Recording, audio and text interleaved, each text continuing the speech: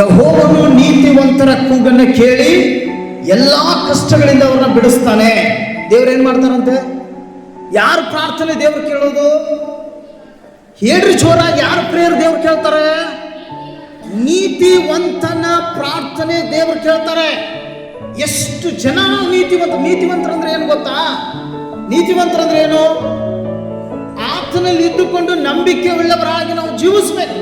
ಪಾಪವಿಲ್ಲದವರಾಗಿ ಕರ್ತನಿಗೆ ಸಮಯ ಕೊಡ್ತಾ ವಾಕ್ಯದಲ್ಲಿ ನಾವು ಇದ್ದುಕೊಂಡು ವಾಕ್ಯ ಏನು ಹೇಳ್ತದೆ ಅರ್ಥ ಮಾಡಿಕೊಂಡು ಆತನು ಹೇಳುವ ದಾರಿಯಲ್ಲಿ ನಡಿಬೇಕು. ಇನ್ನೊಬ್ಬರಿಗೆ ಉಪಕಾರಿಯಾಗಿರ್ಬೇಕು ಹೊರತು ಅಪಕಾರಿ ಆಗಬಾರದು. ಅಂತವರ ಪ್ರಾರ್ಥನೆ ದೇವರು ತಕ್ಕ ಸಮಯದಲ್ಲಿ ಕೇಳಿ ಉತ್ತರ ಕೊಡ್ತಾರೆ. ನಾವಿದನ್ನ ಅರ್ಥ ಮಾಡ್ಕೋಬೇಕು. ನೀತಿವಂತರಾಗಲಿಕ್ಕೆ ನಮ್ಮಲ್ಲಿ ಪ್ರಯಾಸ ಇದೆ. ಯಾಕೆ? ಹಳೆ ಒಡಂಬಡಿಕೆಯಲ್ಲಿ ಹೇಳ್ತದೆ, ನೋಹನು ನೀತಿವಂತನಾದ ಕಾರಣ ಅವನ ಕುಟುಂಬ ರಕ್ಷಿಸಲ್ಪಡ್ತು. ಇವತ್ತು ಎಷ್ಟೋ ಕುಟುಂಬಗಳು ನಾವು ದೇವರಲ್ಲಿದ್ದೇವೆ, ನಾವು ವಿಶ್ವಾಸಿ, ನಾವು ಯೇಸುವನ್ನು ನಂಬಿದವರು, ಯಾವ ಮಾಟ ಮಂತ್ರ ಶಕ್ತಿ ಯಾವ ಲಿಂಬೆಯನ್ನು ನಮ್ಮ ವಿರುದ್ಧವಾಗಿ ಕೆಲಸ ಮಾಡಲು ಅಂತ ತಿಳ್ಕೊಂಡು ಬದುಕ್ತಿದ್ದಾರೆ. That is a wrong.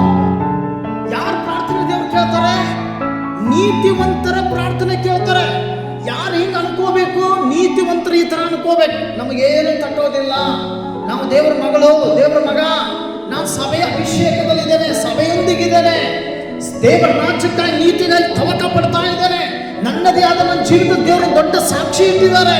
ಇಂಥವ್ರು ಅನ್ಕೋಬಹುದು, ಯಾವ ಕೇಡು ನನಗೆ ಸಂಭವಿಸುವುದಿಲ್ಲ, ಯಾವ ಉಪದ್ರವೂ ನನ್ನ ಹತ್ರ ಬರೋದಿಲ್ಲ, ನಾನು ದೇವರ ಮಗ, ದೇವರ ಮಗಳು, ನಾನು ಸಶಕ್ತವಾಗಿ ಎಲ್ಲ ಸೈತಾನ್ ತರುವ ಶೋಧನೆಗಳ ವಿರುದ್ಧವಾಗಿ ನಾನು ಹೋರಾಡ್ತೇನೆ, ಅಂತ ಪವಿತ್ರಾತ್ಮನ ಶಕ್ತಿ ನನ್ನಲ್ಲಿದೆ. ಇಂಥ ವ್ಯಕ್ತಿ ಹೇಳಬಹುದು ನನಗೆ ಯಾವ ಕೇಡು ಆಗೋದಿಲ್ಲ ಅಂತೇಳಿ.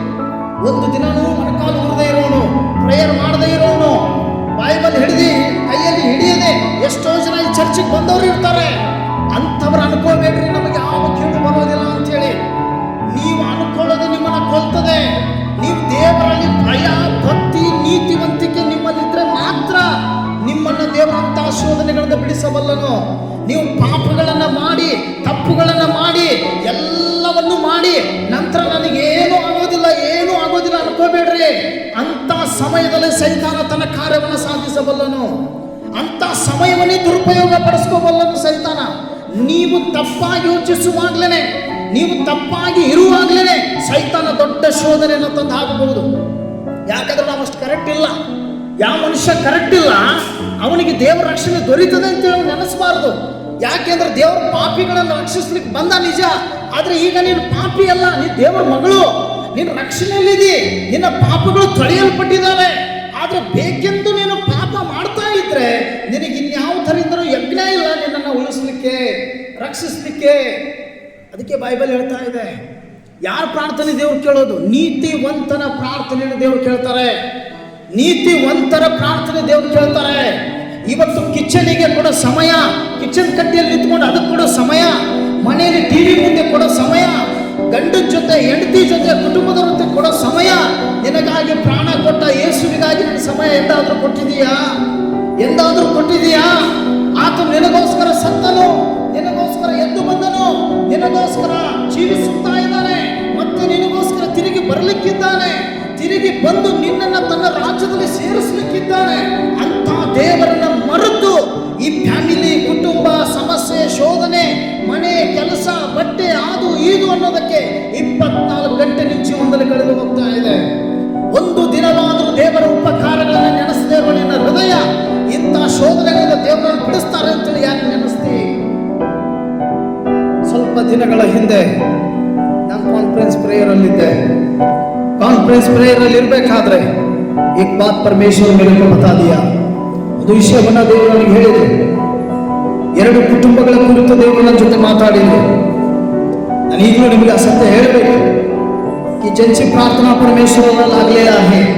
ಯಾರ ಪ್ರಾರ್ಥನೆ ದೇವರ ಕಡೆಗೆ ಹತ್ತಿದೆ ಅವರಿಗೆ ಇನ್ನೊಂದು ಕುಟುಂಬದಲ್ಲಿ ನಡೀತಾ ಇರುವ ಘಟನೆಗಳ ಬಗ್ಗೆ ದೇವರು ವಿವರಿಸಬಲ್ಲನು. ದೇವರು ಮಾತಾಡ್ತಾರೆ. ದೇವರು ಮಾತಾಡುವ ದೇವರು. ದೇವರು ಯಾವತ್ತೂ ಕೂಡ ತನ್ನ ಮೇಲೆ ಹಾಕೊಳ್ಳೋದಿಲ್ಲ. ಮುಂಚೆನೆ ಎಲ್ಲ ಕಾರ್ಯಗಳನ್ನು ದೇವ ಜನರಿಗೆ ದೇವರು ತಿಳಿಸ್ತಾರೆ. ಇಸಲಿಗೆ ಪ್ರಾರ್ಥನಾ ಕರ್ರಾತ ನಾನು ಪ್ರೇಯರ್ ಮಾಡ್ತಾ ಇದ್ದೆ. ಆ ಸಮಯದಲ್ಲಿ ನನಗೆ ಅಚಾನಕ್ ಆಗಿ ಪವಿತ್ರ ಆತ್ಮ ಪ್ರಕಟೀಕರಣ ಆಯಿತು. ಒಂದು ಮನೆಗೆ ದೊಡ್ಡ ಅನಾರೋಗ್ಯ ಕಾಣ್ತದೆ, ಇನ್ನೊಂದು ಮನೆಯಲ್ಲಿ ದೊಡ್ಡ ಆಕ್ಸಿಡೆಂಟ್ ಆಗೋದಿದೆ. ಅದರ ತಪ್ಪಿಸು ಅಂತ ಹೇಳಿ. ನನಗೆ ನೆನಪಿದೆ, ಕಾನ್ಫರೆನ್ಸ್ ಅಲ್ಲಿರೋರ್ಗೂ ಗೊತ್ತಿದೆ, ನಾನು ಆ ಸಮಯದಲ್ಲಿ ಅವರ ಹೆಸರು ತಗೊಂಡು ಪ್ರಾರ್ಥನೆ ಮಾಡಿದೆ. ಪ್ರಿಯ ಬಂಧುಗಳೇ, ಈ ಸೇವೆ ಯಾರನ್ನು ಕಳೆದುಕೊಳ್ಳಲು ಬಯಸೋದಿಲ್ಲ, ಯಾರು ಕೂಡ ನರಕಕ್ಕೆ ಹೋಗುವ ಸೇವೆ ಬಯಸೋದಿಲ್ಲ. ಆದರೆ ನಿಮಗೆ ನೀವೇ ನಿಮ್ಮ ಕಾಲ ಮೇಲೆ ಕಾಲುಕೊಳ್ಳೋ ಕೆಲಸ ಮಾಡ್ತಾ ಇದ್ದೀರಿ. ನೆನಪಿರಲಿ, ಎಚ್ಚರಿಕೆ ಇರಲಿ. ನಿಮ್ಮ ಪ್ರಾರ್ಥನೆಗಳು ನಿಮ್ಮನ್ನು ರಕ್ಷಿಸ್ತಾ ಇದ್ದಾವೆ ಅಂತ ಭಾವಿಸ್ಬೇಡ್ರಿ. ನಿಮಗೆ ಗೊತ್ತಿಲ್ಲದ ಹಾಗೆ ದೇವರು ಯಾರ ಜೊತೆ ಮಾತಾಡ್ತಾ ಇದ್ದಾರೆ ನಿಮ್ಮ ಕುರಿತು. ಅವರು ಪ್ರೇಯರ್ ಮಾಡ್ತಾ ಇದ್ದಾರೆ ನಿಮ್ಮ ಸಲುವಾಗಿ, ಅವರು ಮೊಣಕಾಲಿಡ್ತಾ ಇದ್ದಾರೆ ನಿಮ್ಮ ಸಲುವಾಗಿ. ಅವರ ಪ್ರಾರ್ಥನೆ ಫಲದಿಂದ ದೊಡ್ಡ ದೊಡ್ಡ ಅನಾಹುತಗಳಿಂದ ನೀವು ರಕ್ಷಿಸಲ್ಪಟ್ಟಿದ್ದೀರಿ. ದೇವರ ದೈವ ಕೃಪೆ ಈ ಸೇವೆ ಮೇಲಿದೆ, ಈ ಸಭೆ ಮೇಲಿದೆ. ಅದಕ್ಕೆ ನಾವು ಸುರಕ್ಷಿತವಾಗಿದ್ದೇವೆ. ಆಮೆನ್. ನಾನು ಪ್ರಾರ್ಥನೆ ಮಾಡಿದೆ, ದೇವರ ಚಿತ್ತ ಇದ್ರೆ ರಕ್ಷಿಸು ಅಂತ ಹೇಳಿದೆ. ಕೊನೆಗೆ ಒಂದು ಮನೆಗೆ ದೊಡ್ಡ ಅನಾರೋಗ್ಯ ಕಾಡ್ತು. ತಾಯಿ ಮಗ ಇಬ್ರೂ ಸಹ 1 ವಾರ ಗಂಟಲೆ ಕಾಲ ಮನೆ ಬಿಟ್ಟು ಹೊರಗಡೆ ಹೋಗ್ಲಿಕ್ಕಾಗಲಿಲ್ಲ. ಕೊನೆಯ ಸಮಯದಲ್ಲಿ ನಾನು ಹೋಗಿ ಅವರಿಗೋಸ್ಕರ ಪ್ರಾರ್ಥನೆ ಮಾಡಿ ಬಂದೆ. ಮರುದಿನವೇ ಅವರ ಗಾಯಗಳು ಮಾಯವಾಗಿ ಅವರು ಸಂಡೆ ಪ್ರೇಯರ್ಗೆ ಬಂದರು. ಆಮೇಲೆ ಸಭೆ ಎಚ್ಚೆತ್ಕೋ, ದೇವರು ಮಾತಾಡುವಾಗ ನೀನು ನಿದ್ರೆಯಲ್ಲಿದೆಯಾ ಎಚ್ಚೆತ್ಕೋ. ಇವತ್ತು ನೀನು ತಿದ್ಕೋಲಿಲ್ಲ ಅಂತ ಇಟ್ಕೋ, ನಷ್ಟ ನಿನಗೆ ದೊಡ್ಡ ಪ್ರಮಾಣದಲ್ಲಿ ಕಟ್ಟಬೇಕಾಗ್ತದೆ, ಬೆಲೆ ಕಟ್ಟಬೇಕಾಗ್ತದೆ. ನಾನು ದೇವರ ಸೇವಕ. ಯಾಕೆ ನಾನು ದೇವರ ಸೇವಕ? ದೇವರನ್ನು ಕರೆದು ಈ ಸೇವೆ ಕೊಟ್ಟಿದ್ದಾರೆ. ನಾನು ಇರೋದೇ ನಿಮಗೆ ಒಳ್ಳೆಯದು ಕೆಟ್ಟದ್ದು ಹೇಳಲಿಕ್ಕೆ, ನಿಮ್ಮನ್ನ ಸರಿ ದಾರಿಯಲ್ಲಿ ನಡೆಸಲಿಕ್ಕೆ. ಯಾರು ಇವತ್ತು ಈ ಮಾತುಗಳನ್ನು ಕಿವಿಯಿಂದ ಕೇಳ್ತಾ ಇದ್ದೀರಿ, ನಿಮ್ಮನ್ನು ನೀವು ಎಚ್ಚೆತ್ತುಕೊಳ್ರಿ. ನಿಮ್ಮ ಕಾಲ ಮೇಲೆ ಕಲ್ಲೊಕ್ಕೊಳ್ಳೋ ಕೆಲಸ ಮಾಡ್ತಾ ಇದ್ದೀರಿ. ಯಾವ ಕೇಡು ಸಂಭವಿಸುತ್ತದೆ ಎಂಬುದಾಗಿ ವಾಕ್ಯದಲ್ಲಿ ಬರೀತೋ ಆ ಥರ ನೀತಿವಂತರಾಗಿರ್ರಿ. ಅವಾಗ ನಿಮ್ಮ ಹತ್ರ ಯಾವ ಕೇಡು ಕೂಡ ಬರದು. ನಿಮಗೆ ಪರಲೋಕದ ದೂತರ ಸಹಾಯ ದೊರಕುತ್ತದೆ. ಆಮೆನ್. ಯೋಬನ ಜೀವನದಲ್ಲಿ ಏನಾಯಿತು? ಶೋಧನೆ ಬಂತು. ಯೋಬ ತಪ್ಪು ಮಾಡಿದ್ನ? ಪಾಪ ಮಾಡಿದ್ನ? ಏನೂ ತಪ್ಪು ಮಾಡದಿರುವ ಯೋಬ ಇಂಥ ಒಂದು ಶೋಧನೆಯಲ್ಲಿ ಹಾದು ಹೋದ ಅಂತಂದ್ರೆ ಯೋಚನೆ ಮಾಡಿ ನೋಡ್ರಿ. ಹಾಗಾದ್ರೆ ಪ್ರತಿದಿನ ತಪ್ಪು ಮಾಡೋ ವ್ಯಕ್ತಿ ಇನ್ನೆಂಥ ಬೆಲೆ ತರಬಹುದಾಗಿತ್ತು ಜೀವನದಲ್ಲಿ. ಏನು ತಪ್ಪು ಮಾಡದೇ ಇರೋನು ಎಲ್ಲ ಐಶ್ವರ್ಯವನ್ನ ಕಳ್ಕೊಂಡ ಯೋಬ. ಇಮ್ಯಾಜಿನೇಷನ್ ಮಾಡ್ಕೋರಿ, ಇವತ್ತು ನಿಮ್ಮ ಜೀವಿತಗಳಲ್ಲಿ ಏನಾದ್ರು ಒಂದು ನಷ್ಟ ಆದ್ರೆ ಅವರು ಅರ್ಥ ಮಾಡ್ಕೋರು, ಅವರು ದೇವರಲ್ಲ, ಅವರು ಚರ್ಚಿಗೆ ಬರೋದು ಬಿಟ್ಬಿಡ್ತಾರೆ. ಒಂದು ನಷ್ಟ ಆದ್ರೆ, ಒಂದು ನಷ್ಟವೂ ಕೂಡ ಆಗಬಾರ್ದು, ದೇಹಕ್ಕೇನು ಹಾನಿ ಆಗಬಾರ್ದು, ಮನೆಯಲ್ಲಿ ಯಾವ ಸಮಸ್ಯೆ ಆಗಬಾರ್ದು ಅಂದ್ರೆ ಮಾತ್ರ ದೇವರಲ್ಲಿ. ಅದು ಚೆನ್ನಾಗಿದ್ರೆ 1 ವಾರ ಬರೋದು, 1 ವಾರ ಬಿಡೋದು, 1 ವಾರ ಬರೋದು, 1 ವಾರ ಬಿಡೋದು, ಹಿಂಗೆ ಜೀವನ. ಏನಾದ್ರೂ ಬಿಗಡಾಯಿಸಿಬಿಟ್ರೆ ಚರ್ಚೆ ಬಿಟ್ಬಿಡೋದು. ನೀವು ಯಾರು ಬುದ್ಧಿ ಕೆಲಸ ನೋಡಿದ್ದೀರಿ ದೇವ್ರಿಗ? ಅರೇ, ನೀವು ಪ್ರತಿ ಒಂದನ್ನ ಏನೇನು ಬಿತ್ತುತ್ತೀರೋ ಅದು ಒಂದು ದಿನ ಬೆಳೆದು ಮರ ಆಗ್ತದೆ. ನೆನಪಿಟ್ಕೋರಿ.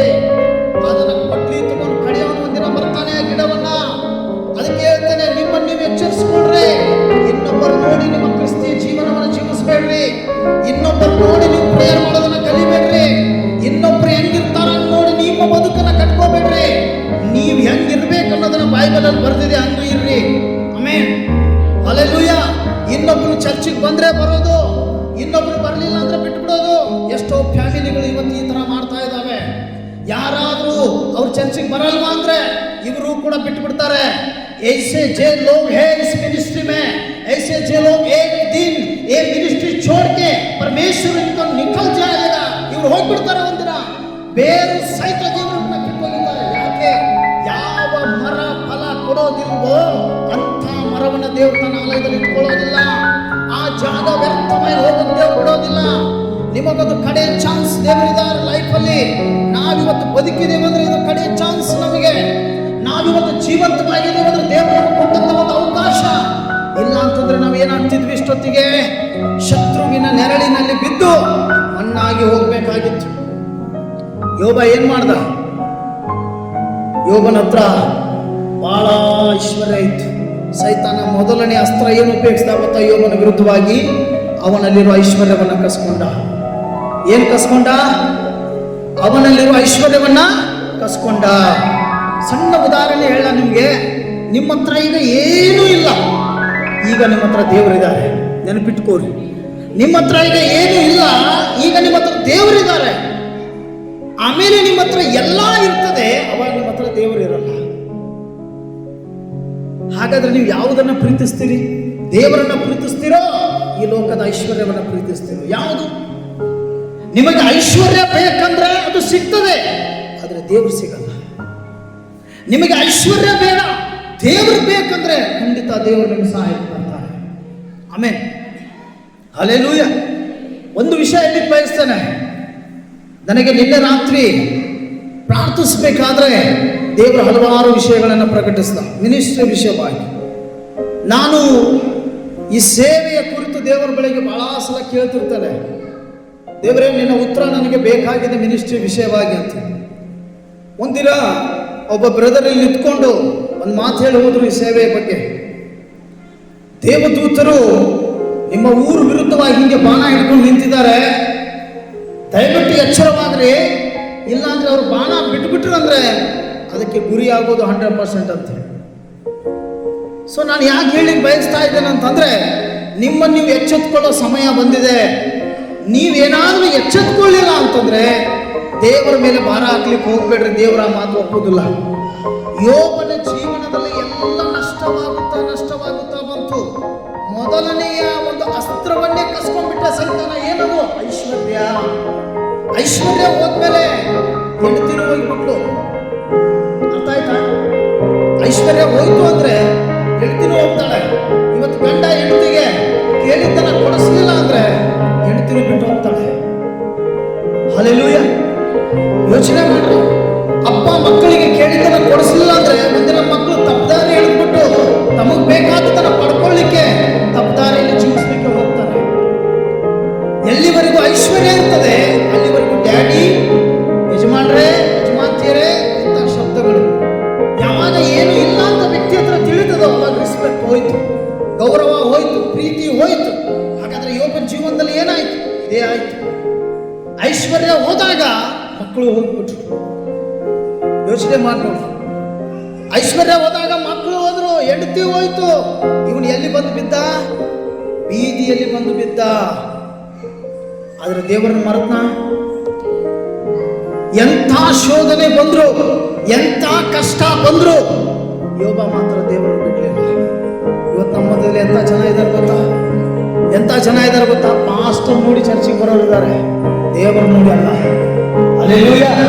ಪಾಸ್ಟರ್ ನೋಡಿ ಚರ್ಚಿಗೆ ಬಂದಿದ್ದಕ್ಕೆ ಎಷ್ಟೋ ಜನ ಹೋದ್ರು, ದೇವರು ನೋಡಿ ಬಂದಿದ್ದಕ್ಕೆ ಉಳಿದ್ರು. ಹಲ್ಲೆಲೂಯಾ. ಪಾಸ್ಟರ್ ನೋಡಿ ನೀವು ಬಂದ್ಬಿಟ್ರೆ, ಪಾಸ್ಟರ್ ಮಾತುಗಳು ಮಾತಾಡುವಾಗ ನೀವು ಅದನ್ನ ಪರ್ಸನಲ್ ಆಗಿ ತಗೊಂಡ್ಬಿಟ್ಟು ನಿಮಗೆ ಚುಸ್ತದಲ್ಲ, ಅವಾಗ ನೀವು ಚರ್ಚ್ ಬಿಟ್ಟು ಹೋಗ್ತೀರಿ. ಆ ಮಾತುಗಳು ನನ್ನೂ ಅಲ್ಲ, ನಾ ಏನ್ ನಿಮ್ಮ ರಿಲೇಷನ್ ಅಲ್ಲ, ರಕ್ತ ಸಂಬಂಧಿ ಅಲ್ಲ, ನಾನು ದೇವ್ರ ಸೇವಕ. ನನಗೆ ದೇವರು ಸೇವೆ ಮಾಡು ಅಂತೇಳಿ ಕೊಟ್ಟು ಕಳಿಸಿದ್ದಾರೆ. ನನಗೆ ದೇವರ ಅಪ್ಪಣೆ ಸಿಗುವಾಗ ನಾನು ಯಾರ ಮುಲಾಜು ಕೂಡ ನೋಡ್ಲಿಕ್ಕಾಗಲ್ಲ, ಕಾಂಪ್ರಮೈಸ್ ಆಗ್ಲಿಕ್ಕಾಗಲ್ಲ. ತತ್ವ ಏನು ಹೇಳ್ತವೆ, ಸಿದ್ಧಾಂತ ಏನು ಹೇಳ್ತದೆ, ವಚನ ಏನು ಹೇಳ್ತದೆ, ಅದನ್ನೇ ನಾನು ಪ್ರತಿಪಾದಿಸಬೇಕಾಗ್ತದೆ. ಅದನ್ನ ಬಿಟ್ಟು ಎಡಕ್ಕೂ ಬಲಕ್ಕೂ ತಿರುಗಲಿಕ್ಕಾಗಲ್ಲ. ಇವನು ಹೆಚ್ಚು ದಶಮಾಂಶ ಹಾಕಿದ್ದಾನೆ, ಇವನು ಯಾವುದೋ ಒಂದು ಘನಘೋರ ಪಾಪ ಮಾಡಿಬಿಟ್ಟ ಅಂತೇಳಿ ಅವನ ತಪ್ಪನ್ನು ನಾನು ಹೇಳ್ಬಿಟ್ರೆ ಅವ್ನು ಚರ್ಚ್ ಬಿಟ್ಟು ಹೋಗ್ತಾನೆ ಅಂತ ತಿಳ್ಕೊಂಡು ನಾನು ತಪ್ಪು ಹೇಳದೆ ಹೋದ್ರೆ ಅದರ ನ್ಯಾಯ ತೀರ್ಪು ನನ್ನ ಮೇಲೆ ಆಗ್ತದೆ. ನಾನು ಹಣ ನೋಡಿ ಸೇವೆ ಮಾಡ್ದಂಗೆ ಆಗ್ತದೆ, ವ್ಯಕ್ತಿಗಳನ್ನು ನೋಡಿ ಸೇವೆ ಮಾಡ್ದಂಗೆ ಆಗ್ತದೆ. ದೇವರು ಹೇಳಿದ್ದಾರೆ, ಯಾವಾಗ ಹಣ, ಧನ, ವ್ಯಕ್ತಿಗಳನ್ನು ನೋಡಿ ಸೇವೆ ಮಾಡ್ತಾರೆ, ವಾಕ್ಯದಲ್ಲಿ ಬರೆದಂತೆ ಜನರು ನೋಡಲೆಂದು ನಿಮ್ಮ ಧರ್ಮ ಕಾರ್ಯಗಳನ್ನು ಮಾಡಿದ ಹಾಗಾಯಿತು. ಅಂಥವರ ಸೇವೆ ದೇವರು ಮೆಚ್ಚೋದಿಲ್ಲ. ಅಂತ ಸೇವೆಯಲ್ಲಿ ದೇವರ ಶಕ್ತಿ ಕೆಲಸ ಮಾಡಲ್ಲ. ಇವತ್ತು ನಾನು ಹೇಳಲಿಕ್ಕೆ ಬಯಸ್ತೇನೆ, ಯಾಕೆ ದೇವರು ನಮ್ಮ ಪ್ರೇರಣೆಗಳಿಗೆ ಉತ್ತರ ಕೊಟ್ಟು ಅಸಾಧ್ಯವಾದದ್ದನ್ನು ಸಾಧ್ಯವನ್ನಾಗಿ ಮಾಡಿದ ಹೇಳ್ರಿ. ಒಂದೊಂದು ಸಭೆಯಲ್ಲಿ 100-200 ಜನ ಇದ್ದಾರೆ, ಚರ್ಚ್ ಇಲ್ಲ, ಕುತ್ಕೊಳ್ಳಿಕ್ಕೆ ಸರಿಯಾಗಿ ಜಾಗ ಇಲ್ಲ. ನಾವ್ 2 ಜನ ಇದ್ದೇವೆ, ಯೋಚನೆ ಮಾಡ್ರಿ. ನಮಗೆ ಆ ದೇವ್ರ ನೆರಳು ಕೊಟ್ಟ. ನೀತಿವಂತನ ಅತ್ಯಾಸಕ್ತಿಯುಳ್ಳ ಪ್ರಾರ್ಥನೆ ತಕ್ಕ ಸಮಯದಲ್ಲಿ ಫಲ ಕೊಡ್ತದೆ. ಒಂದೇ ಒಂದು ಉದ್ದೇಶ, ದೇವರು ಫಲ ಕೊಡ್ಲಿಕ್ಕೆ ಕಾರಣ, ನಾವು ಯಾರ ಜೊತೆ ಕಾಂಪ್ರಮೈಸ್ ಆಗಲ್ಲ, ಯಾರ ಮೇಲೂ ನಾವು ಮುಲಾಜಿಡೋದಿಲ್ಲ. ತಪ್ಪು ಮಾಡೋ ಪ್ರತಿಯೊಬ್ಬ ವ್ಯಕ್ತಿಗೂ ಬೈಬಲ್ ಏನು ಹೇಳ್ತದೋ ನಾವು ಅದನ್ನು ಪ್ರತಿಪಾದಿಸ್ತೇವೆ. ಇಲ್ಲಿ ವ್ಯಕ್ತಿಗಳನ್ನು ನೋಡಿ ಸೇವೆ ಮಾಡಲಿಕ್ಕೆ ದೇವರನ್ನು ಕರೆದಿಲ್ಲ. ನೀವು ಬರುವುದು ನಿಮ್ಮ ಆತ್ಮರಕ್ಷಣೆಗಾಗಿ, ನಿಮ್ಮ ಪಾಪ ವಿಮೋಚನೆಗಾಗಿ, ನಿಮ್ಮ ಆಶೀರ್ವಾದಕ್ಕಾಗಿ ಹೊರತು ನನ್ನ ಲಾಭಕ್ಕಾಗಿ ನೀವು ಯಾರು ಬರುವುದಿಲ್ಲ. ಹಲ್ಲೆಲೂಯಾ. Praise Lord. ಹೀಗಾಗಿ ನಾನು ವ್ಯಕ್ತಿಗಳನ್ನು ನೋಡಿ ಸೇವೆ ಮಾಡೋದಿಲ್ಲ. ನೀವು ಬೇಕಾದಷ್ಟು ಉಪಕಾರ ಮಾಡಿರಿ, ಅದು ನನಗಲ್ಲ. ನಾನು ಯಾವತ್ತೂ ನನ್ನ ಪರ್ಸ್ನಲಿ ಲೈಫಿಗೆ ನೀವು ಯಾರ ಸೇವೆನೂ ನಾನು ತಗೊಂಡಿಲ್ಲ. ದೇವರಿಗೆ ನೀವೇನು ಮಾಡಿದಿರೋ ಅದು ದೇವರಿಗೆ ಮಾಡಿದ್ದೀರಿ, ನನಗಲ್ಲ. ನನ್ನನ್ನು ನೋಡಿ ಯಾರು ಬರೋಕ್ಕೆ ಹೋಗ್ಬೇಡ್ರಿ ಚರ್ಚ್ಗೆ. ದೇವರು ನೋಡಿ ಬರೋ ಪ್ರತಿಯೊಬ್ಬ ವ್ಯಕ್ತಿ ಆಶೀರ್ವಾದ ಹೊಂದುತ್ತಾನೆ. ಯಾರ್ಯಾರು ಇವತ್ತು ಪಾಸ್ಟರ್ನ ವಿರೋಧ ಕಟ್ಕೊಂಡ್ರೋ, ಯಾರ್ಯಾರು ಈ ಚರ್ಚಿಂದ ಏನೇನು ಮಾತಾಡಿ ಹೋದ್ರೋ, ನನಗೆ ಗೊತ್ತಿದೆ ಏನೇನಾಗಿದ್ದಾರೆ ಅಂಥೇಳಿ. ಯಾಕಂದ್ರೆ ಇದು ಪವಿತ್ರ ನೆಲ. ಇಲ್ಲಿ ಹೊರಡೋ ಒಂದೊಂದು ಶಬ್ದಕ್ಕೂ ನ್ಯಾಯ ತೀರ್ಪಿದೆ ದೇವರ ಹತ್ರ. ಅದಕ್ಕೆ ನಾನು ಹೇಳಲಿಕ್ಕೆ ಬಯಸ್ತೇನೆ, ಇದನ್ನು ನೀವು ಅರ್ಥ ಮಾಡ್ಕೋಬೇಕು.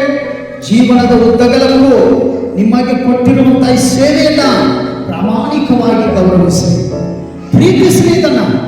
ಇದನ್ನು ನೀವು ಎಷ್ಟು ಪ್ರೀತಿಸ್ತೀರಿ, ಇದು ನಿಮ್ಮನ್ನು ಆಶೀರ್ವದಿಸ್ತದೆ. Amen, hallelujah. ಯೋಬನ ಜೀವನದಲ್ಲಿ ಎಲ್ಲ ಕಳ್ಕೊಂಡ. ಇವತ್ತು ನಾನು ಹೇಳಿ ಬಯಸ್ತೇನೆ, ಒಂದು ಟೈಮ್ ನಿಮ್ಮ ಲೈಫಲ್ಲಿ ದೇವರು ಒಂದು ಶೋಧನೆ, ಒಂದು ಪರೀಕ್ಷೆ ತರುವ ಅಂತೇಳಿ ತಂದ ಅಂತ ಇಟ್ಕೋರಿ. ಏನೂ ಇಲ್ಲ ಈಗ ನಿಮ್ಮ ಹತ್ರ, ಬರೀ ನೀರು ಕುಡಿದು ಮಲ್ಕೋಬೇಕು.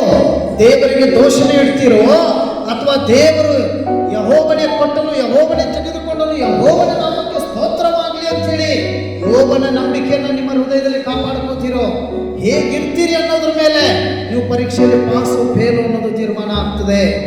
ಇವತ್ತು ನಾನು ಅದಕ್ಕೆ ಹೇಳಿಕ್ಕೆ ಬಯಸ್ತೇನೆ, ಏನು ಇಲ್ಲದಿರುವಾಗ ಎಲ್ಲವನ್ನೂ ಕೊಡೋ ದೇವರ ಬಳಿಯಲ್ಲಿ ನೀವು ನಿರಂತರವಾಗಿ ಪ್ರಾರ್ಥನೆ ಮಾಡಬೇಕು.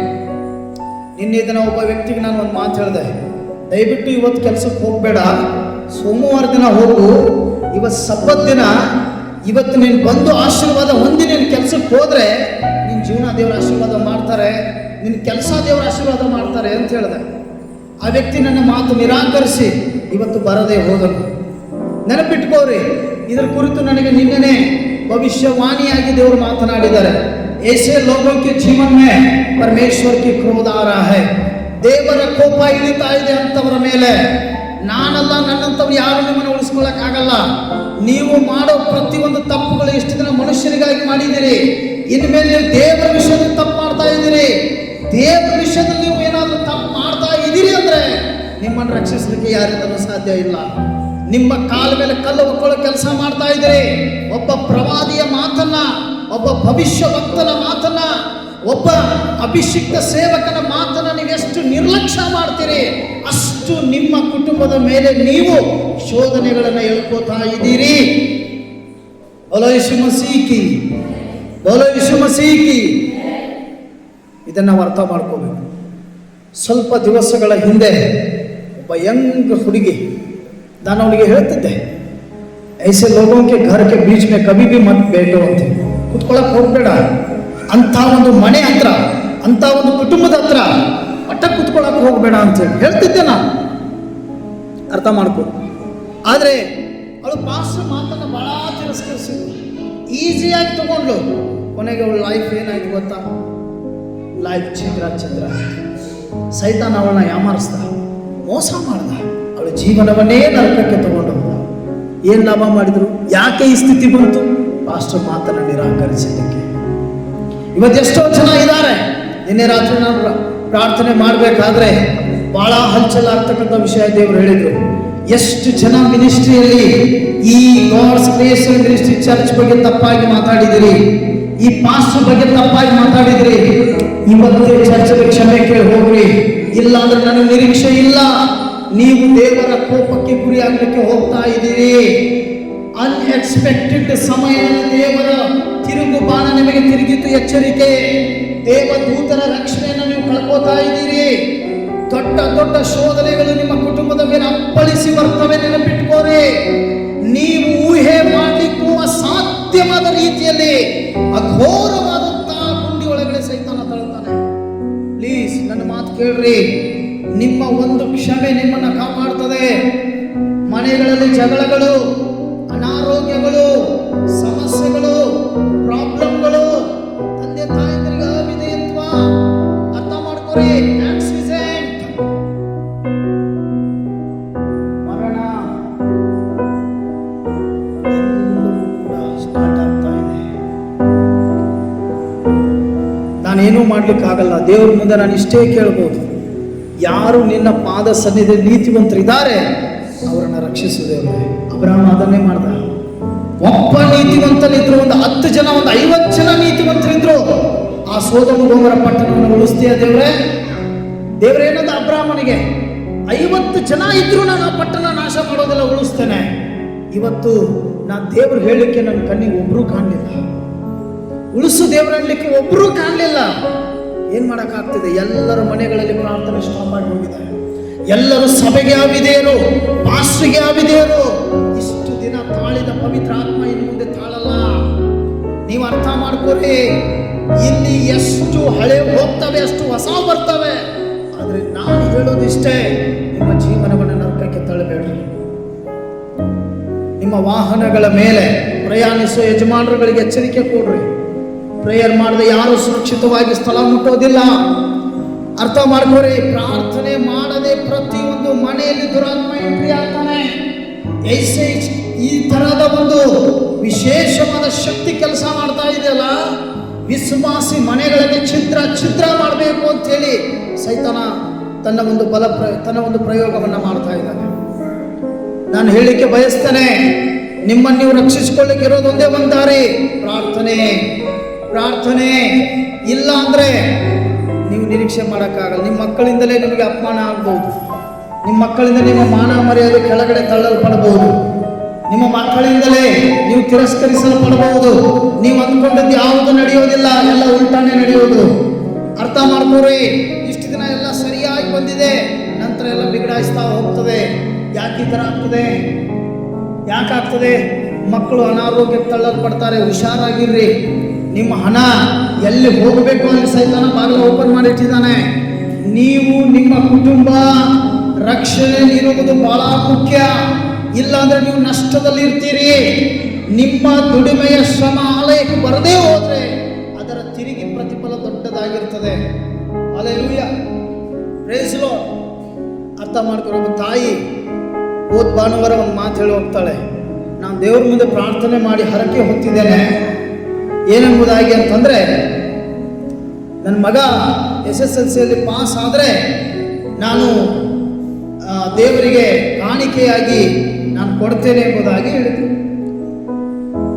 ಆ ತಾಯಿ ಒಳ್ಳೇದು ವಿಚಾರ ಮಾಡಿದ್ದಾಳೆ. ಮಗ ಹೆಂಗಾದ್ರೂ ಇರಲಿ, ಚಿಕ್ಕವನಿದ್ದಾನೆ. ತಾಯಿ ಆಲಯದಲ್ಲಿ ಬಿಟ್ಟು ಒಳ್ಳೆ ವಿಚಾರ ಮಾಡಿದ್ಲು, ಒಳ್ಳೆ ಬೇಡಿಕೆಯನ್ನು ದೇವರ ಮುಂದೆ ಇಟ್ಲು, ಪ್ರಾರ್ಥನೆ ಮಾಡಿಸ್ಕೊಂಡು ಮತ್ತೆ ಹೋದ್ಲು.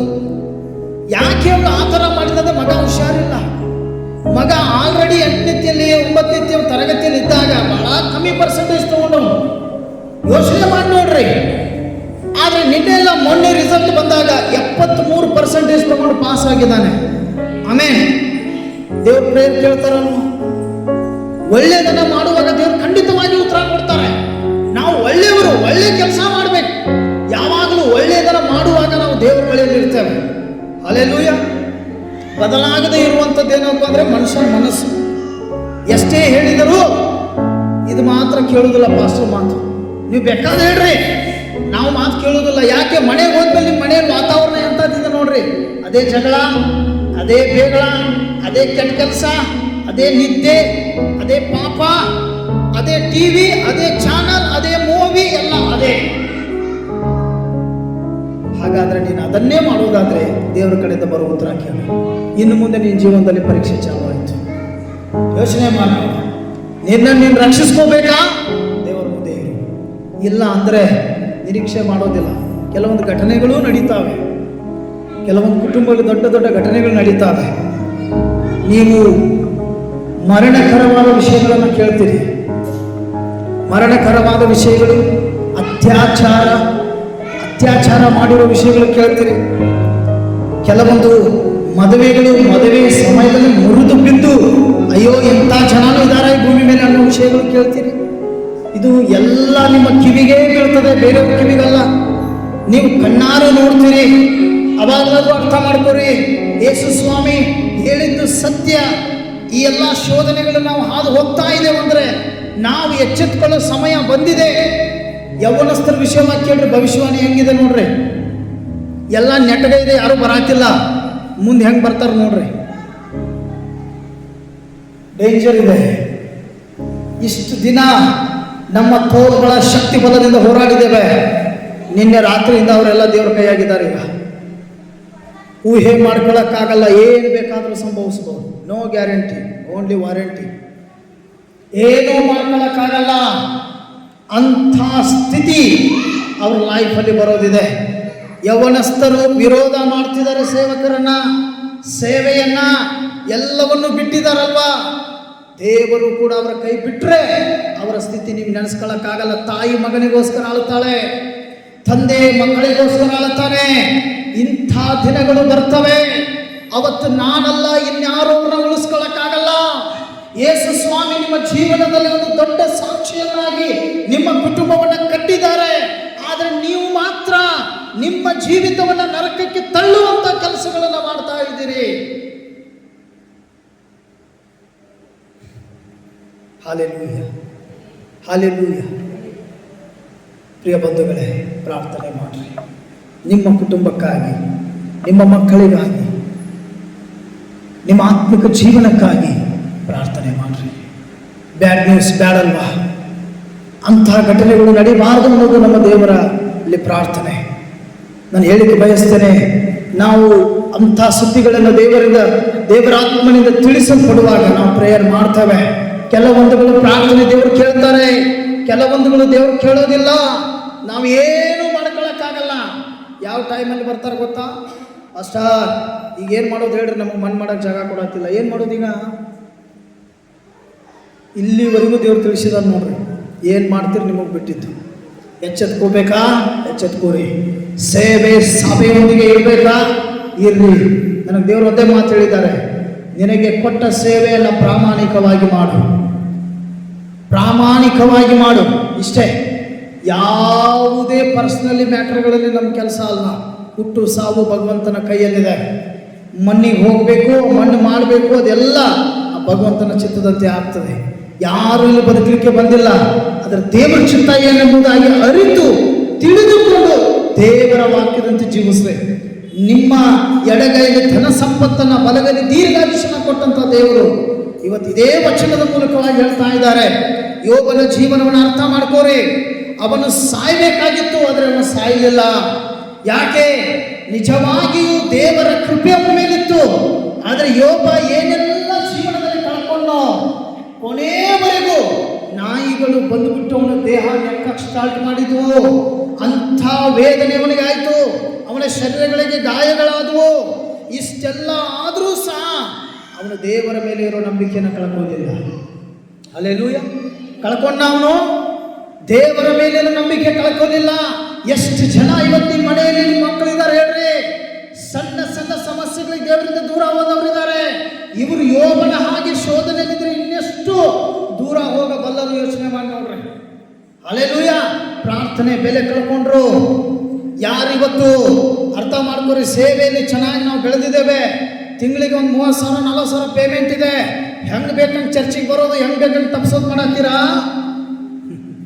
ಇದರ ಕುರಿತೂ ಕೇಳ್ರಿ. ನೀವು ಕೆಳಗಡೆ ತಳ್ಳಲ್ಪಡ್ತಾ ಇದ್ದೀರಿ. ಬೈಬಲ್ ವಚನ ಹೇಳ್ತದೆ, ನೀತಿವಂತರು ಎಂದೂ ಕೆಳಗಡೆ ಬೀಳುವುದಿಲ್ಲ. ಆದರೆ ಯಾವಾಗ ಇವ್ರ ಹತ್ರ ಐಶ್ವರ್ಯ ಬರ್ತದೆ ಅವಾಗ ಇವರು ದೇವರಿಂದ ದೂರ ಹೋಗ್ತಿದ್ದಾರೆ. ಯಾವಾಗ ಇವ್ರ ಹತ್ರ ಏನು ಇರಲಿಲ್ಲ ಅವಾಗ ಇವ್ರ ಹತ್ರ ದೇವರಿದ್ದ. ಇವತ್ತು ನೋಡ್ರಿ, ಒಳ್ಳೆ ಒಳ್ಳೆ ಸಾಕ್ಷಿ ಹೊಂದಿದವರು ಇವತ್ತು ಚರ್ಚಲ್ಲಿಲ್ಲ. ಯಾಕೆ? ಅವ್ರಿಗೆಲ್ಲ ಸಿಕ್ಬಿಡ್ತು, ಹೋದ್ರು. ನೆಕ್ಸ್ಟ್ ಟೈಮ್ ಅವ್ರು ಹೆಂಗೆ ಬರ್ತಾರೆ ನಂಗೆ ಗೊತ್ತಿಲ್ಲ. ನನಗೆ ಭಯಂಕರವಾಗಿ ಭಯವಾಗಿ ಅನಿಸ್ತದೆ. ಯಾಕೆ ಇವರು ದೇವರ ವಿರುದ್ಧವಾಗಿ ನಿಲ್ತಾರಪ್ಪ ಅಂಥೇಳಿ. ಯಾಕಾದರೂ ಇವರು ವಾಕ್ಯವನ್ನು ಅರ್ಥ ಮಾಡ್ಕೊಳ್ಳೋದಿಲ್ಲ ಅಂಥೇಳಿ. ಅದಕ್ಕೆ ದೇವರ ವಚನ ಹೇಳ್ತದ, ನಾವು ಮತ್ತೆ ಇಲ್ಲಿ ನೋಡಿಕೊಳ್ಳೋಣ. ಯೋಬನು ಕೊನೆಯದಾಗಿ ದೇವರ ಮೇಲೆ ನಂಬಿಕೆ ಇಟ್ಟ ಕಾರಣ ಏನು ಕಳ್ಕೊಂಡಿದ್ನೋ ದೇವರು ಅದನ್ನು ತಿರುಗಿ ಅವನಿಗೆ ಕೊಟ್ಟನು. ಆಮೆನ್. Hallelujah, hallelujah. ದೇವರ ಬಳಿಗೆ ಬಂದು ಏನು ಇಲ್ಲದವನಾಗಿ ಬಂದವನು ದೇವರುಗಳಿಂದ ಪಡ್ಕೊಳ್ಳೋದು ಸುಲಭ. ಪಡ್ಕೊಂಡವನು ಹೋಗಿ ತಿರುಗಿ ಕಳ್ಕೋತಾನಲ್ಲ, ತಿರುಗಿ ಪಡ್ಕೊಳ್ಳೋದು ಬಹಳ ಕಷ್ಟ. ಇದನ್ನು ನಾವು ಅರ್ಥ ಮಾಡ್ಕೋಬೇಕು ಪ್ರಿಯ ಬಂಧುಗಳೇ. ಇದನ್ನು ನಾವು ತಿಳ್ಕೋಬೇಕು ಜೀವನದಲ್ಲಿ. ಇಲ್ಲಾಂದ್ರೆ ಏನಾಗ್ತದೆ ನೋಡೋಣ. ನಿಮ್ಮ ವಿಮೋಚನ ಕಾಂಡ 23ನೇ ಅಧ್ಯಾಯ 25ನೇ ವಚನ ಹೇಳ್ತದೆ, ನಿಮ್ಮ ದೇವರು ಸರ್ವೇಶ್ವರನು ಆದ ನಾನೊಬ್ಬನನ್ನೇ ಆರಾಧಿಸಬೇಕು.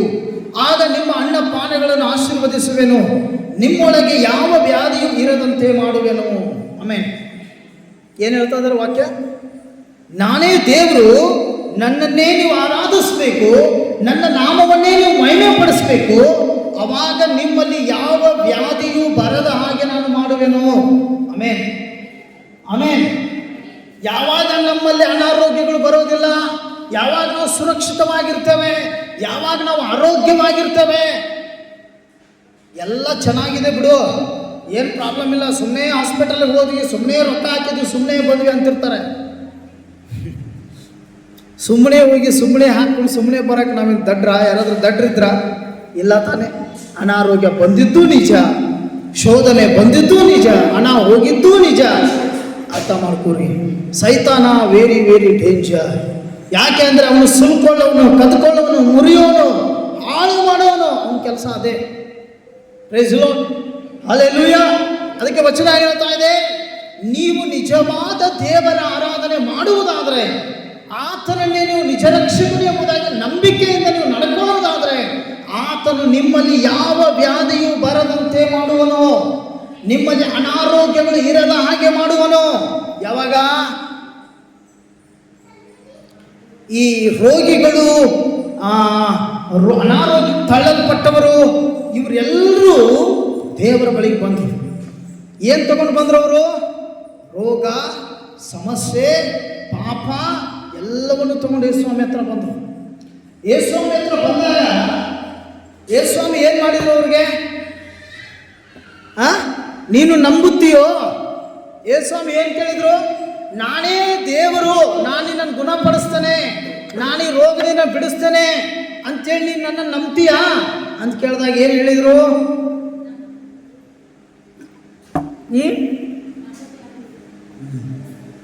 ಗುರುವೇ ನಂಬುತ್ತೇವೆ ಅಂತ. ಆಮೇಲೆ ದೇವ್ರಿಗೆ ಏನು ಬೇಕಾಗಿತ್ತು? ಬಂಗಾರವೂ ಅಲ್ಲ, ಬೆಳ್ಳಿನೂ ಅಲ್ಲ, ಐಶ್ವರ್ಯನೂ ಅಲ್ಲ, ಏನೂ ಅಲ್ಲ. ದೇವ್ರಿಗೆ ಬೇಕಾಗಿರೋದೇನು? ನಂಬಿಕೆ, ಒಳ್ಳೆ ಹೃದಯ. ದೇವರಿಗೆ ಅದೇ ಬೇಕಾಗಿತ್ತು. ಅವಾಗ ಏನಾಯಿತು? ದೇವರ ರೋಗಗಳನ್ನು ಮುಟ್ಟುವಾಗ ಅವರು ಗುಣ ಹೊಂದಿದರು. ಆಮೇಲೆ ಯಾಕಮ್ಮ ಚರ್ಚಿಗೆ ಬರಲಿಲ್ಲ? ಯಾಕಮ್ಮ ಪ್ರೇಯರ್ ಬರಲಿಲ್ಲ? ಇಲ್ರಿ ಪಾಶ ಆರಾಮಿದ್ದಿದ್ದಿಲ್ಲ ಅದಕ್ಕೆ ಬರಲಿಲ್ಲ. ಅಲ್ರಿ, ಆರಾಮಿಲ್ಲ ಅದಕ್ಕೆ ಬಂದಿಲ್ಲ ಅಂದ್ರೆ ದೇವರು ನಿನ್ನ ರೋಗವನ್ನು ಬಿಡುಗಡೆಗೊಳಿಸ್ಲಿಕ್ಕೆ ದೇವರ ಕೈಯಿಂದ ಆಗಲ್ಲ ಅಂತ ನೀನು ಆ ರೀತಿ ಆಯಿತು. ಹಲ್ಲೆಲೂಯಾ. ನೀನೇ ಏನು ಮಾಡಿದೆ? ಅಪನಂಬಿಗಸ್ತನಾದೆ. ಈ ಅನಾರೋಗ್ಯ ದೇವರಿಂದ ಬಿಡುಗಡೆಗೊಳಿಸಲು ಆಗೋದಿಲ್ಲ ಅಂತೇಳಿ ನೀನೇ ನಂಬಿಕೊಂಡು ಆ ಅನಾರೋಗ್ಯದ ನೆಪದಿಂದ ದೇವರ ಬಳಿ ಬರಲಿಕ್ಕೆ ನಿನ್ನಿಂದ ಆಗಲಿಲ್ಲ. ಹಾಗಾದರೆ ಕಳೆದ ಭಾನುವಾರ ಕಳೆದುಕೊಂಡ ಆಶೀರ್ವಾದ ಈ ಭಾನುವಾರ ದೇವರು ಕೊಡ್ತಾ ಇದ್ದಾರಾ? ಕಳೆದ ಭಾನುವಾರ ಕೇಳಿದ ವಾಕ್ಯಗಳು ಈ ಭಾನುವಾರ ಅದೇ ರಿಪೀಟ್ ಆಯ್ತಾ? ಜೀವನದಲ್ಲಿ ನೀವು ಹೆಚ್ಚು ಕಳ್ಕೋತಾ ಇದ್ದೀರಿ ಹೊರತು ಏನು ಪಡ್ಕೋತಾ ಇಲ್ಲ. Hallelujah, hallelujah, hallelujah. ಅದಕ್ಕೋಸ್ಕರ ಪೇತ್ರನ ಅತ್ತೆಗೆ ಜ್ವರ ಬಂದಿತ್ತು. ಪೇತ್ರನ ಅತ್ತೆಗೆ ಏನು ಬಂದಿತ್ರಿ? ಜ್ವರ, ಭಾಳ ಜ್ವರ ಬಂದಿತ್ತು. ಅರ್ಥ ಮಾಡ್ಕೋರಿ. ಯೇಸುಸ್ವಾಮಿ ಹೋಗಿ ಏನು ಮಾಡಿದರು? ಅವಳ ದೇಹದಲ್ಲಿರುವಂಥ ಜ್ವರವನ್ನ ಏನು ಮಾಡಿದರು? ತೆಗೆದುಹಾಕಿದ್ರು. ಹಲ್ಲೆಲೂಯಾ. ಹೋಯ್ತು ಜ್ವರ ಬಿಟ್ಟು. ಯಾಕಮ್ಮ ಚರ್ಚಿಗೆ ಬಂದಿಲ್ಲ?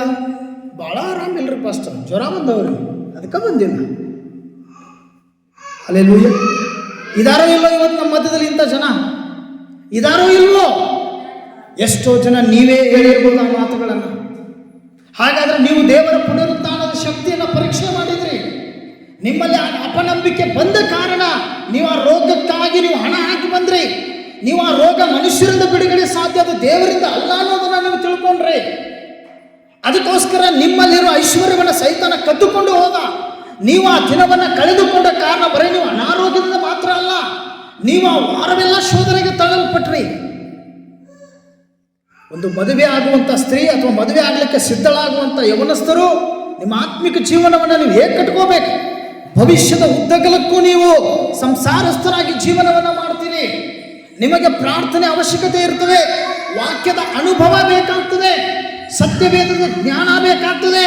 ಎಷ್ಟೋ ಜನ ಮದುವೆ ಆದವರು ಇವತ್ತಿನವರೆಗೂ ಯುದ್ಧ ಮಾಡ್ತಿದ್ದಾರೆ ತಮ್ಮ ಕುಟುಂಬದಲ್ಲಿ. ಒಂದು ಕುಟುಂಬ ನಡೆಸ್ಕೊಂಡು ಹೋಗ್ಲಿಕ್ಕೆ ಹರಸಾಹಸ ಪಡ್ತಾ ಇದ್ದಾರೆ. ಯಾಕೆ? ಅವರ ಜೀವನ ಅವರಿಗೆ ಏಕೆ ಭಾರವಾಯಿತು? ಅವರು ವಾಕ್ಯವನ್ನು ಅರ್ಥ ಮಾಡ್ಕೊಳ್ಳದೆ ಇದ್ದಿದ್ದಕ್ಕೆ. ಅವರ ಜೀವಿತವನ್ನು ಪ್ರಾರ್ಥನೆಯಲ್ಲಿ ನಡೆಸದೇ ಇದ್ದಿದ್ದಕ್ಕೆ, ಅವರು ಒಬ್ಬಂಟಿಗರಾಗಿದ್ದಾಗ, ಅವರು ಯೌವನಸ್ಥರಾಗಿದ್ದಾಗ, ಅವಾಗ ಅವರು ದೇವರಿಗೆ ಸಮಯ ಕೊಡಲೇ ಇಲ್ಲ. ಅವಾಗ ಅವರು ದೇವರ ವಾಕ್ಯವನ್ನು ಸರಿಯಾಗಿ ಕೇಳಿಸ್ಕೊಳ್ಳೇ ಇಲ್ಲ. ಅವಾಗ ಯಾವಾಗ ಕೇಳಿಸ್ಕೊಳಕ್ಕೆ ಹೋಗ್ತಾರೆ ಇವರು? ಸಂಸಾರದಲ್ಲಿ ಶೋಧನೆಗಳು ಬಂದಾಗ, ಸಂಸಾರದಲ್ಲಿ ಸಮಸ್ಯೆಗಳು ಬಂದಾಗ ಪಾಸ್ಟರ್ ಕಡೆ ಬರ್ತಾರೆ, ವಾಕ್ಯ ಕೇಳಕ್ಕೆ ಹೋಗ್ತಾರೆ. ಅವಾಗ ಪಾಸ್ಟರ್ ಅನ್ಕೋತಾರೆ, ಇವರು ಆ ಚರ್ಚಿಂದ ಬಂದವರು ಏನು ವಾಕ್ಯ ಕೇಳಿ ಬೆಳೆಸಿದಾರಪ್ಪ, ಇವ್ರು ಪಾಸ್ಟರ್ ಅನ್ನಬೇಕು. Hallelujah, hallelujah. ಅದಕ್ಕೆ ಹೇಳ್ತಾರೆ, ಸ್ವಬುದ್ಧಿಯ ಮೇಲೆ ಆಧಾರ ಆಗಬೇಡ. ಏನಾದರೂ ಕಳ್ಕೋತಿ, ದೇವರ ಮೇಲೆ ಭರವಸೆ ಇಡು. Amen, hallelujah.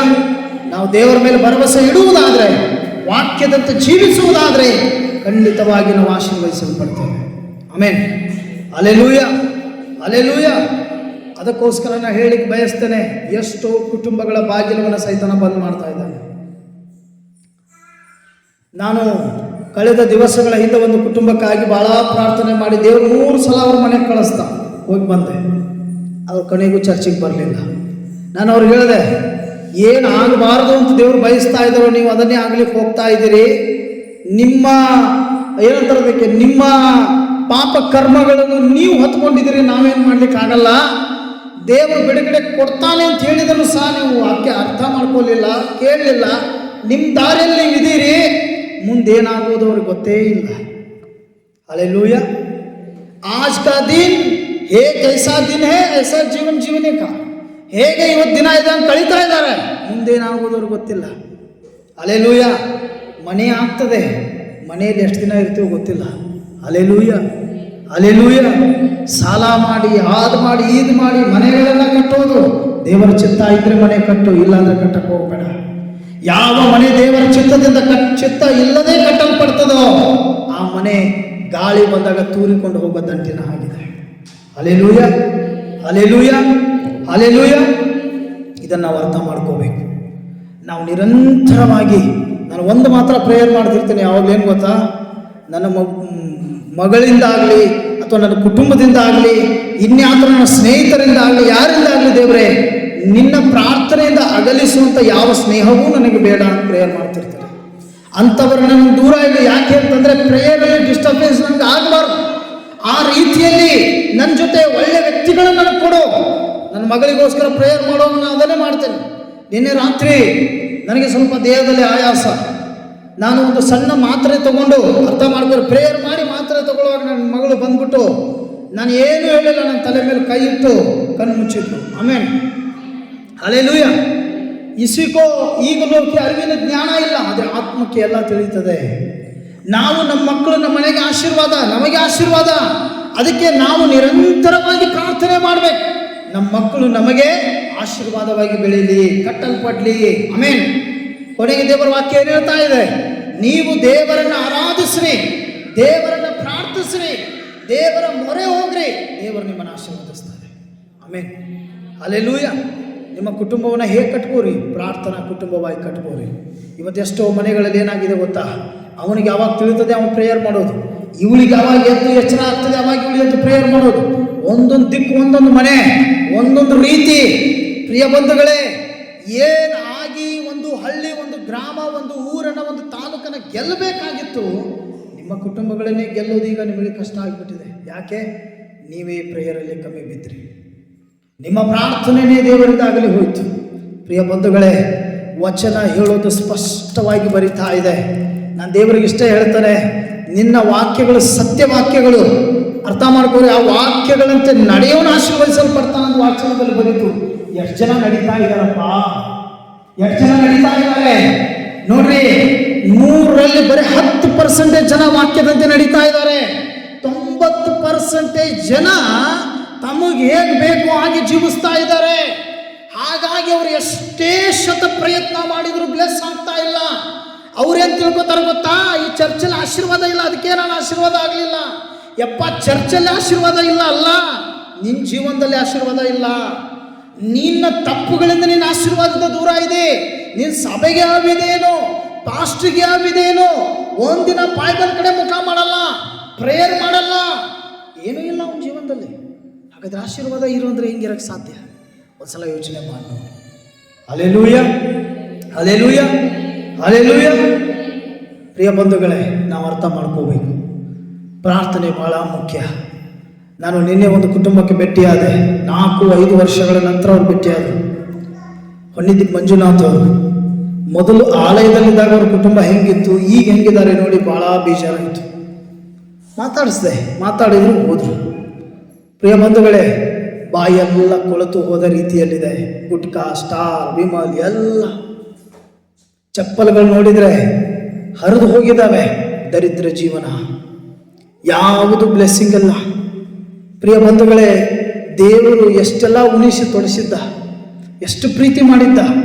ಯಾವ ದೇವರನ್ನು ಬಿಟ್ಟು ಹೋದ್ರೋ ತಿರುಗಿ ಅವರು ನಮ್ಮನ್ನು ಕಾಣುವಾಗ ನಾನು ಈಗಲೂ ಹೇಳ್ತೇನೆ, ಈ ಸೇವೆಯಲ್ಲಿ ಅಂತ ಆಶೀರ್ವಾದನೇ ಇದೆ. ನನಗೆ ಗೊತ್ತಿಲ್ಲ, ನನ್ನ ಮೇಲೆ ದೇವರಂತ ಅಭಿಷೇಕನೇ ಇಟ್ಬಿಟ್ಟಿದ್ದಾರೆ.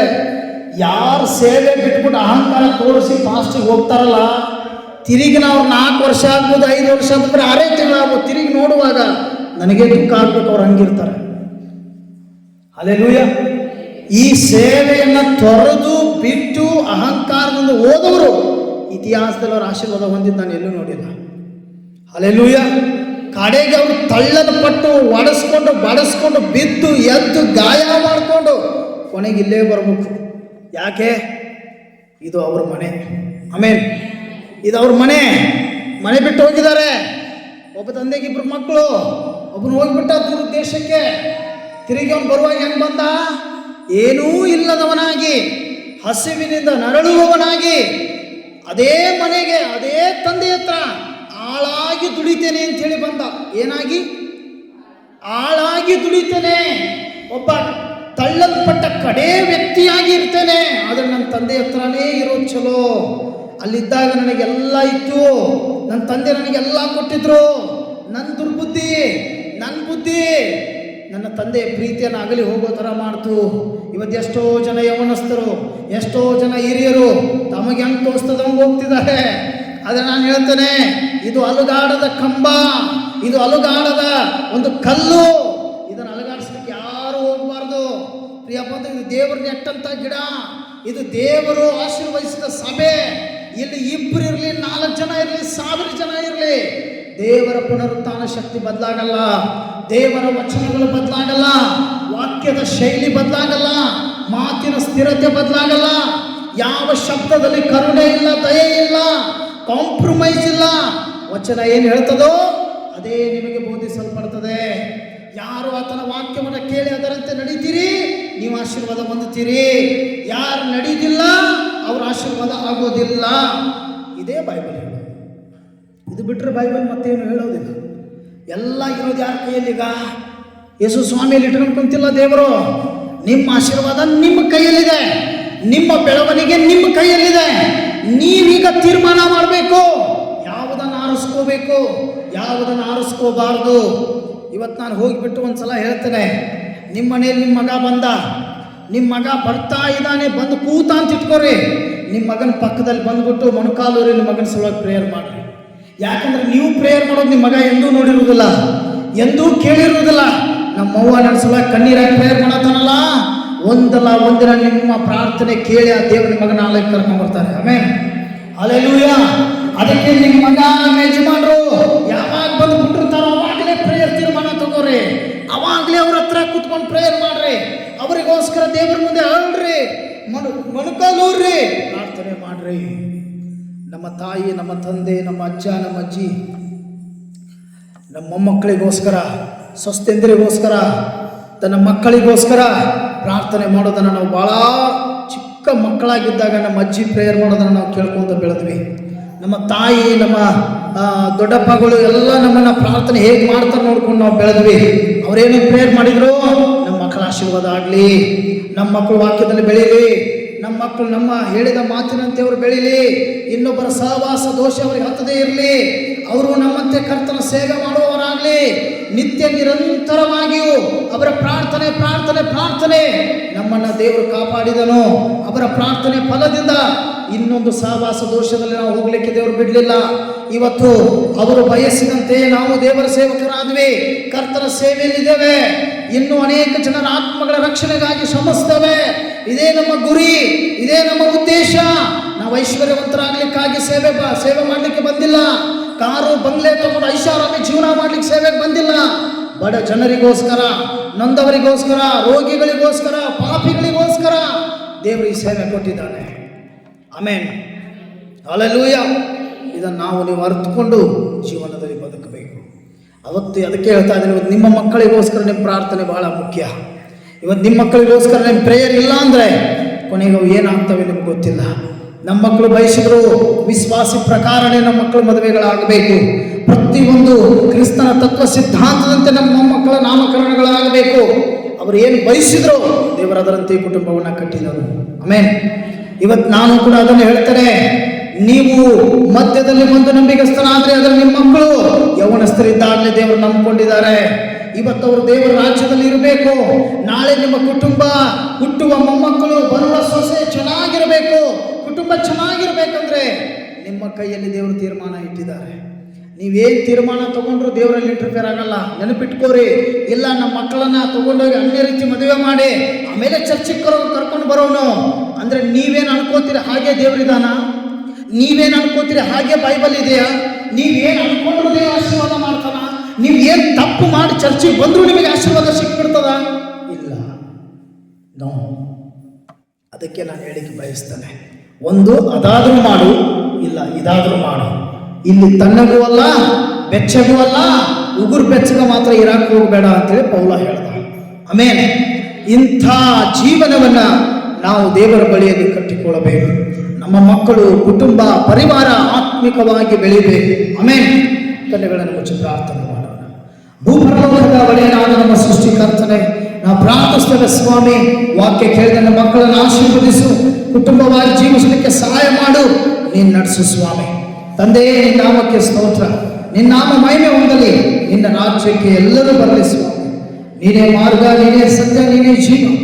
ದೇವರೇ, ವಾಕ್ಯ ಕೇಳಿ ಪ್ರತಿಯೊಬ್ಬರು ಆತ್ಮಿಕವಾಗಿ ತಮ್ಮ ಕುಟುಂಬಗಳನ್ನು ಕಟ್ಟಿಕೊಳ್ಳಲಿಕ್ಕೆ ಸಹಾಯ ಮಾಡು. ನೀನು ನಡೆಸು ಸ್ವಾಮಿ, ನಿನಗೆ ಮಹಿಮೆ ಉಂಟಾಗಲಿ, ನಿಮ್ಮ ರಾಜ್ಯವು ಕಟ್ಟಲ್ಪಡಲಿ.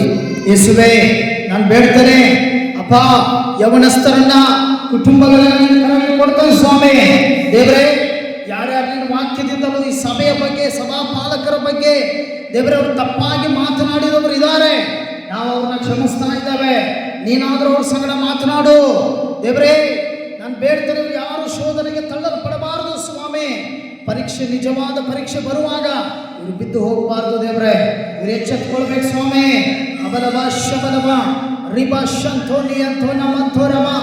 ಪವಿತ್ರ ಆತ್ಮ, ನಾನು ವಿನಂತಿ ಮಾಡ್ತೇನೆ, ಈ ಸೇವೆಯನ್ನು ನಿನ್ನ ಕರಗಲೇ ಕೊಡ್ತೇನೆ ಅಪ್ಪ. ಅಸಾಧ್ಯವಾದ ಕಾರ್ಯಗಳನ್ನು ಸಾಧ್ಯವನ್ನಾಗಿ ಮಾಡೋನು. ನೀನು ಕಟ್ಟಬೇಕಾದ ಈ ಸೇವೆ ನೀನು ಕಟ್ಟಿ ಬೆಳೆಸು ಸ್ವಾಮಿ. ನಾವು ನಿಮ್ಮ ಅನುಯಾಯಿಗಳು, ನೀನು ನಡೆಸಿದ ಹಾಗೆ ನಡೆಯುವಂಥವರು ಯೇಸುವೇ. ಅಪ್ಪ, ನಾವೇನು ಇಲ್ಲದವರು ಸ್ವಾಮಿ, ಎಲ್ಲವನ್ನು ಕೊಡುವ ದೇವರು ನೀವಾಗಿದ್ದೀರಿ.